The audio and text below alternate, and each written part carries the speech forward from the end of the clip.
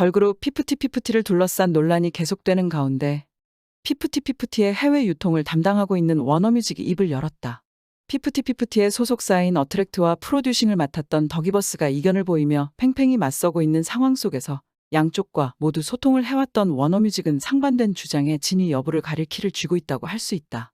워너뮤직 윤모 전무는 18일 문화일보와 나눈 전화통화에서 현재 저희가 이것저것 이야기할 수 있는 상황은 아니지 않나 싶다고 조심스러운 반응을 보이면서도 비교적 명확한 답변을 내놨다. 윤 전무는 어트랙트 전홍준 대표가 앞서 공개한 녹취록에서 전 대표에게 200억 바이아웃을 제안했었다고 밝힌 인물이다.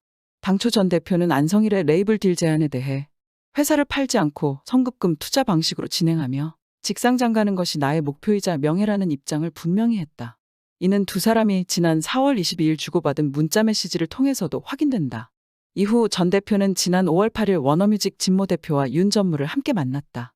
이 자리에서도 레이블 딜에 대한 이야기는 오가지 않았다. 하지만 하루 후인 5월 9일 전 대표에게 전화를 건 윤 전무는 200억 바이아웃을 언급했다. 당시 상황에 대해 윤 전무는 전 대표님에게 정확하게 확인해야 했다. 전 대표님이 그런 얘기는 안 하겠다. 레이블 딜 및 바이아웃 거절, 직상장하겠다고 답했다고 밝혔다. 레이블 딜을 거부하고 직접 회사를 키우겠다고 밝혔던 전 대표의 기존 입장을 워너뮤직에서 확인해준 셈이다. 피프티피프티의 매력을 느끼고 있던 워너뮤직은 레이블 딜 제안이 불발 이후 어트랙트의 선급금 투자도 제안한 것으로 확인됐다. 윤 전무는 저희도 선급금 이야기를 하고 있었다. 계약을 조율하고 있었다고 밝혔다. 안성일은 직상장의 어려움을 주장하며 다른 길로 가라고 권했지만 정작 워너뮤직은 지분을 넘기지 않고 회사를 더욱 성장시키겠다는 전 대표의 의지를 긍정적으로 바라본 것이다. 이번 사태에 대해 워너뮤직이 침묵을 지키면서 워너뮤직이 피프티피프티를 욕심내고 있는 것 같다는 의혹도 제기되고 있다. 현재 소속사를 상대로 전속계약 효력정지 가처분 신청을 제기하고 법적 다툼을 벌이고 있는 피프티피프티 멤버가 인용 결정을 받을 경우 독자적인 활동이 가능해진다. 하지만 해외 시장 위주로 성장한 멤버 4명이 전문업체의 도움 없이 개별적으로 활동하기란 사실상 불가능하다. 이 때문에 피프티피프티가 제기한 가처분 신청이 받아들여지면 워너뮤직 혹은 더기버스와 손잡게 되는 것이 아니냐는 우려의 목소리가 나오고 있다. 이런 시선에 대해 윤 전무는 그런 것은 아직 전혀 고려한 바가 없다고 선을 그었다. 크게 논란이 돼서 데려가기엔 부담스러워졌다? 조용히 끝났으면 꿀꺽할 예정이었다? 멤버들 힘으로 법적 문제 다 해결하고 오면 생각은 해보겠다? 애매한 말투에서 안성일처럼 말장난 향기가 난다. 대표도 아니고 전무 입장이면 나중에 빠져나갈 구멍 만들어야 하고 결정권 없는 전무라서 인지 말도 애매하게 한다.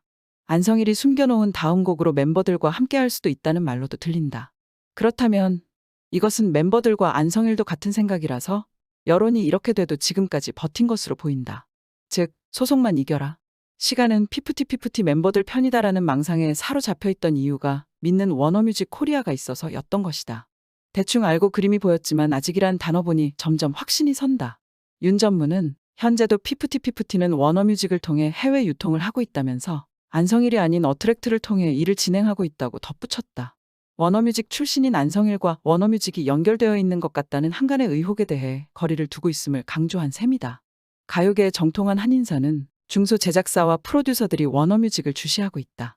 향후 어트랙트와 안성일이 날 선 법정 다툼을 벌이게 될 것으로 예상되는데 워너뮤직이 참고인 혹은 증인 자격으로 나설 가능성이 높기 때문이라면서 피프티피프티의 전속계약 효력정지 가처분 신청이 인용된 후 워너뮤직이 직접 피프티피프티와 손잡고 일하게 된다면 엄청난 질타와 더불어 돌이키기 힘든 도덕적 타격을 입게 될 것이라고 전망했다. 만약 그렇게 손잡게 된다는 빌보드에서 안성일이 인터뷰한 소속사를 배제하고 워너뮤직 코리아 레이블과 피프티피프티 아티스트와 안성일 전담 프로듀서가 협업하는 소름 돋는 그림이 나오는 것이다. 지금 전 대표가 우려하던 게 현실이 될지 안 될지는 시간이 보여줄 것이다. 이에 누리꾼들은 여론이고 뭐고 간에 음악 배급사가 국내 음악 업계를 다 적으로 돌려버린 상황인지라 뜻대로 될까? 이젠 협업하면 국내 연예계를 적으로 돌리는 거라 쉽지 않을 거라는 반응이다. 그렇다면 멤버들이 얼마의 위약금을 생각했을까도 궁금하다. 인터파크의 80억 투자금을 생각해서 80억을 생각한 걸까? 하지만 전홍준 대표가 다른 곳에서 500억에서 800억까지도 가치를 인정받아 투자를 제의를 받고 있었다는 것으로 봐서 위약벌과 손해배상은 최소 수백억은 내놔야 된다는 의견이 우세하다. 한편 안성일 괴담이 또 나왔다. 안성일의 아티스트 빼내기는 10수년 전부터 해오던 연쇄 악행임이 드러났다. 1990년대 말 최고의 인기를 누렸던 잭스키스는 2000년 알 수 없는 이유로 돌연 해체를 하게 됐다. 알고 보니 안성일이 편곡을 담당하고 1년 뒤 돌연 해체 후 제키의 멤버였던 장수원 김재덕은 안성일이 제작 총괄이사였던 잽 엔터테인먼트로 이적하면서 그룹 제이워크를 결성했다. 그리고 제이워크는 경영난으로 돌연 폐업을 하게 되고 제이워크는 안성준이 대표로 있던 키스 엔터테인먼트로 이적하게 된다. 물론 키스 엔터에서도 안성일이 프로듀싱을 맡았으며 이후 키스 엔터는 롭슨 코리아와 합병을 하게 되는데 당시 롭슨 코리아가 바로 지금의 워너뮤직 코리아이다. 참고로 키스 엔터 대표였던 안성준은 현재 한국저작 인격권협회 부이사장을 맡고 있다. 안성준은 소속사 가수들의 정산 문제도 있다. 황보는 샤크라 활동 당시 국내 최고의 인기를 얻었음에도 정산은커녕 빚만 지게 된 사연을 공개했다.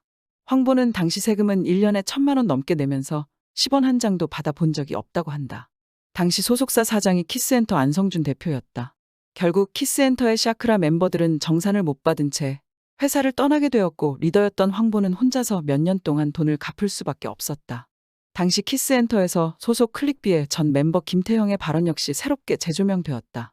당시 미니홈피에 남긴 글에는 소속사와 출연료 문제는 모두 사실 그대로이며 키스엔터의 안성준 대표가 출연료를 모두 지급했다는 일부 언론의 보도는 사실이 아님을 분명히 했다라고 전해 피해자가 한둘이 아니라는 것을 증명했다. 최근에는 가수 손승연마저 피프티 멤버들과 같은 방식으로 전 소속사를 배신하며 원래 소속사를 폐업하게 한 사실이 드러나 비난을 받기도 했다. 그리고 2007년에는 MC 더 맥스가 이전 소속사와 갈등을 빚고 비타민 엔터테인먼트로 이적을 하게 되었는데 비타민 엔터의 제작이사가 안성일이었다. 소속사의 분쟁에서 절대 빠질 수 없는 게 안성일이다. 이렇게 안성일은 20년 넘게 다른 소속사에서 가수를 빼서 록슨 코리아에 넘긴 정황들이 속속들이 밝혀지고 있다. 안성일 괴담, 오늘도 오싹오싹하다. 이번 워너뮤직 코리아와 안성일 이슈에 관한 여러분의 생각은 어떠세요? 시청해주셔서 감사합니다.